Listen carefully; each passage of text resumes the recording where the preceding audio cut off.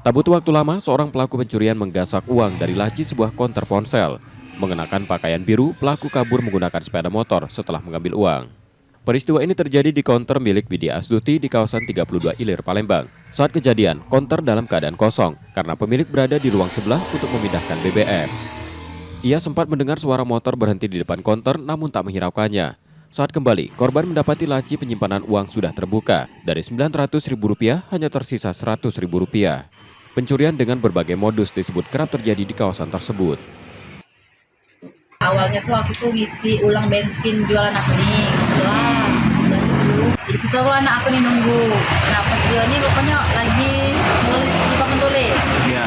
Ada suara motor, jadi aku berteriak, "Apik, ada yang beli apa?" Nah, uang itu tuh muka etalase nih kak mungkin yang di CCTV itu kan. Ya. Jadi dia nih bekejar. Gitu aku keluar. Nah motor itu langsung berlari. Aku sempat nengok motornya itu, uangnya, tapi tidak cirem. Pas nengok di CCTV, aku mungkin nggak duit dia punya. Dia nih megangin duit yang nyampah. Pas aku buka, nah di sini, kakek lagi duit yang aku kebet 800.000. Korban berencana melaporkan kejadian ini ke polisi dengan harapan pelaku segera ditangkap. Reski Oktora, Muklas Diferensial, Kompas TV, Palembang, Sumatera Selatan.